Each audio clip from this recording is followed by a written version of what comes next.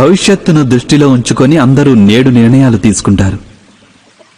భవిష్యత్తులో సుఖపడాలి, భవిష్యత్తు సురక్షితం కావాలి అనుకొని వాటికి నిర్ణయాలు ఈరోజు తీసుకునే ప్రయత్నం చేస్తుంటారు.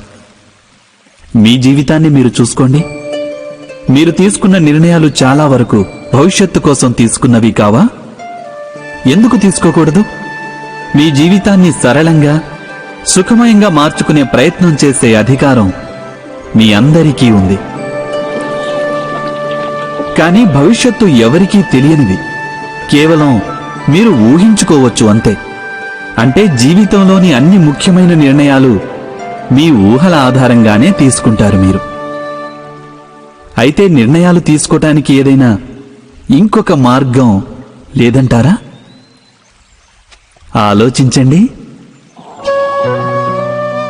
సకల సుఖాలకు ఆధారం ధర్మమే. ఆ ధర్మం మనిషి హృదయంలో వసిస్తుంది. అందుకే ప్రతి నిర్ణయానికి ముందు మీరు మీ మనస్సులో అవశ్యం ఈ ప్రశ్న వేసుకోండి: ఈ నిర్ణయం స్వార్థం నుంచి పుట్టిందా లేక ధర్మం నుంచా అని. ఇది సరిపోదంటారా?